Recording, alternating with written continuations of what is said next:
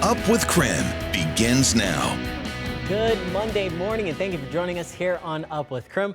I'm Brandon T. Jones, and we also want to welcome you in if you're streaming us on KREM 2+. We'll get right on over to the Weather Center. Meteorologist Thomas Patrick is standing by. Thomas, last night I saw that we got a little bit of snow, so before I went to sleep, I went and wiped off the snow because I didn't park in the garage last night. Ooh. But what are things looking like for us as we head into this new week? That is so smart to do, Brandon. I was lucky. I'm parked under a carport, so at least my car did not have the snow on top of it, but the streets completely snow and grapple covered for the, I got to say grapple for the first time this year, one of my favorite precipitation types, but you still want to be a little bit cautious on the roadways this morning. You can actually see it in Coeur d'Alene. You can see illuminated by the lights. That's the grass there, but even the roads all a little bit snow covered, just kind of in the distance. So right now it is 27 degrees and we are still seeing some very light snow showers around North Idaho, but it'll be pretty few and far between today. We'll check back in here with you in just a few moments. This is I-90 and Freya, taking a live look at some of the road conditions so far. Looks like they got everything cleared off on those highways. Like Thomas mentioned, there could be some snow out there on the road as you head out this morning, so just remember to take your time. We'll continue to keep a look at those roads and keep you updated on all of the road conditions around the inland Northwest. Here on Up with KREM, we bring you weather and traffic together every 30 minutes. News this morning, staffers of the U.S. Agency for International Development were instructed to stay out of the agency's Washington headquarters today. The announcement comes this morning after billionaire Elon Musk announced President Donald Trump agreed with him to shut down the agency. This morning, more than 600 employees are reported being locked out of the agency's computer systems. The department's website vanished Saturday night. It has also been one of the federal agencies most targeted by the Trump administration and Musk's Department of Government Efficiency. Well, this morning, we now know a Post Falls man is dead after a crash in Bonner County. According to Idaho State Police, it happened on US 95 just south of Kokolala. Authorities say the 45-year-old man was driving yesterday in a Ford truck when he lost control. He veered into the southbound lanes before hitting a tree on the shoulder. The man died at the scene. Officials say he wasn't wearing a seatbelt. If you're here in this country legally, I don't think you have anything to worry about. But if you're in this country illegally, then I think you should probably sleep with one eye open. Well, that right there was Kootenai County Sheriff Bob Norris. Norris says that his department is ready to help Border Patrol hold migrants for deportation. This comes as President Donald Trump is stepping up efforts to enforce his strict deportation agenda. On Friday, we reported Kootenai County is seeing an increase in Border Patrol holds. Sheriff Norris says that a majority of these holds are from states like Washington. He says it's because the Washington legislature passed the Keep Washington Working Act in 2019. Norris states the law restricts what local law enforcement agencies can do in terms of enforcing federal immigration laws, so they are sent to Kootenai County. The sheriff says they're ready to take them in.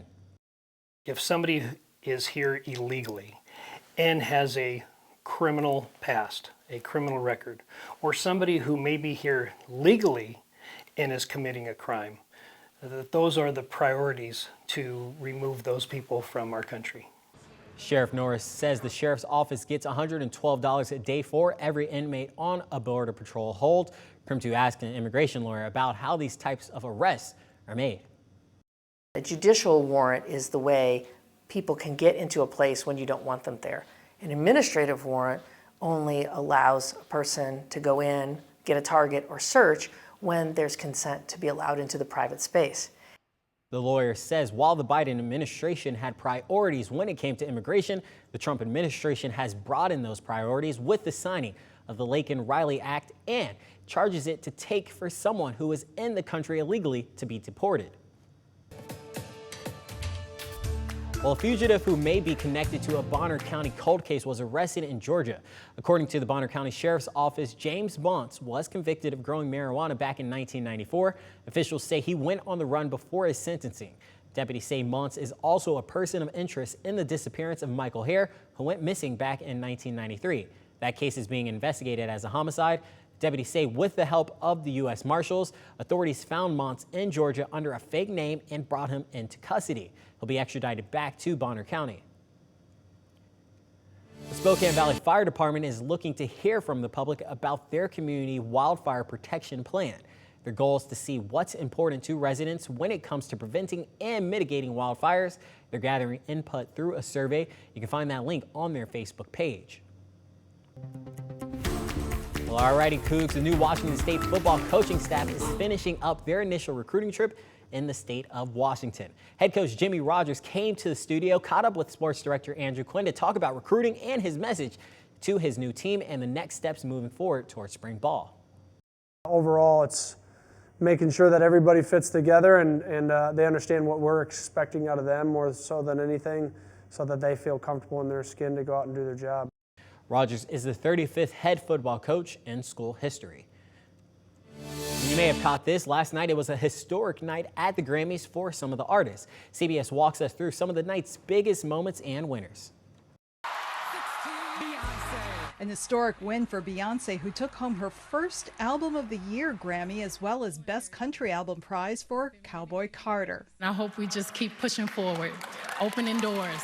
Kendrick Lamar swept the Record of the Year and Song of the Year categories for diss track Not Like Us. We're going to dedicate this one to the city. Chappell Roan won Best New Artist. Record labels need to treat their artists as valuable employees with a livable wage and health insurance. Much of last night's Grammy Award show was also dedicated to raising money for victims of last month's deadly wildfires and honoring first responders.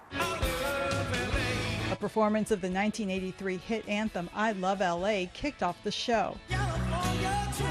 Lady Gaga and Bruno Mars traded in their Best Pop Duo Group Performance winning song Die With a Smile for California Dreaming. Students from schools destroyed in the fires joined Stevie Wonder for a moving rendition of We Are the World in a performance dedicated to late music legend Quincy Jones. And The Weeknd took the stage in a surprise performance, ending his years-long Grammys boycott. Dina Demetrius, CBS News, Los Angeles. It's great to have an event that celebrates, the Asian culture and what that means, and really bringing the community together to celebrate something really wholesome, right? The New Year is all about rejuvenation and peace for the world. Well, Spokane's Lunar New Year celebration wrapped up in Spokane Saturday night. There's fireworks, food, and music. It was also emceed by our very own Tim Pham.